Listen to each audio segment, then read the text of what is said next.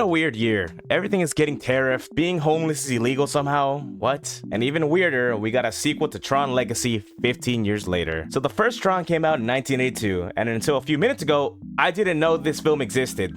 I was only familiar with Tron Legacy. This movie's origins are interesting though. It was an animator, Steven Leisberger, probably murdered that name, who saw an arcade game called Pong and a CGI demo reel which inspired him to create a movie about the video game world. This led to a 30-second animation of a backlit character named Tron. And sadly, after not being able to fund this project, he sold his soul to Disney. Partnered with Disney to finally release this movie. Okay, this is going to be kind of tough because to understand what's happening in this movie, you have had to watch the first two, and I didn't watch those two because A, I wasn't born yet, and B, I couldn't be bothered because I was too busy playing the Wii. So before we talk about this movie, let's have a quick little breakdown about the other movies. So the original took place in 1982 where we meet a video game maker named Kevin Flynn. He worked for a big tech company named Encon, but after Kevin quit in a very capitalist style, the company stole his video game program. And when he tried to get it back, he got transported into a digital world where he teams up with a security program called Tron to defeat an evil computer program called the MCP. Brother, what's that?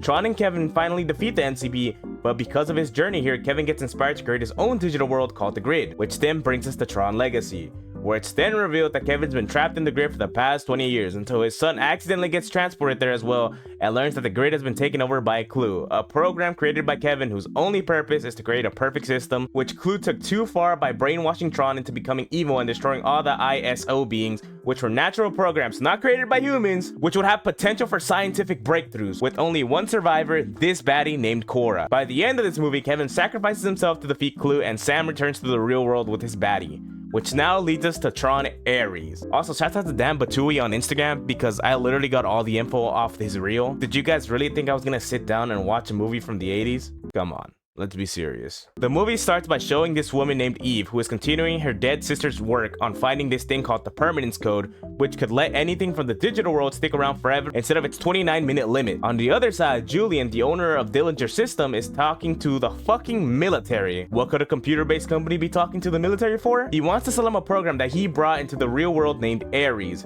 He is essentially James Bond on crack. He is stronger, faster, and smarter than your average human. This guy can download your info in a matter of seconds just by looking at you.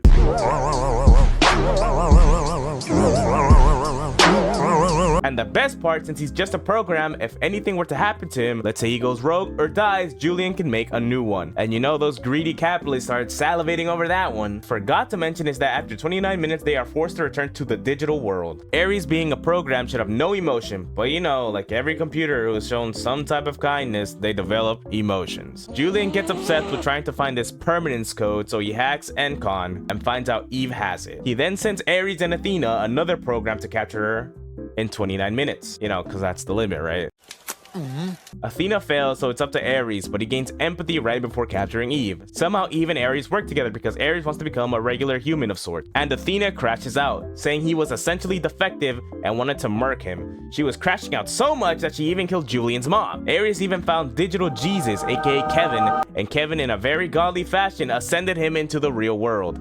Athena is going on a killing spree, just destroying everything. Did they really try to send a helicopter against this behemoth? What are they thinking? Every suit has changed from red to white, signifying his change. And then he brawled with Athena and her goons. And because it's a Disney movie, he took all of them out, no problem. But because he's actually a kind of human now, he's actually taking damage, but he gets the job done. The police show up to Julian's living quarters, or whatever you would call this area, and then he escaped into the digital world, leaving his mom's corpse just lying here. Man, I'm dead. Disney's doing a crazy layup for a sequel to this movie because there's no way Julian's just going to the digital world to relax. The movie ends with Eve continuing her job and achieving her sister's dreams, and Ares is traveling the world learning what it means to be human step by step. He writes letters to Eve from time to time. Well, here's what I think about this movie. Drumroll please.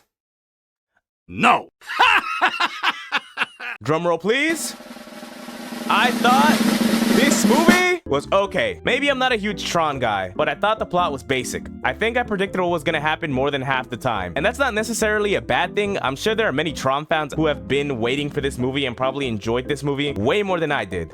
I will give them this though. The action sequences were out of this world. The bikes, the parkour, the fight scenes, 10 out of 10 on that. Plus, Tron's a classic. It inspired a lot of movies to start using CGI. It also inspired other shows like Sword Art Online and The Oasis if you watched or read that. All the neon lights tickle a special part of my autism, so it's a fine movie. I would not watch it again, but it's okay, it's fine. Should you watch it? Probably, why not? Well, don't forget to subscribe and like. I'm gonna go download me a baddie program. See ya.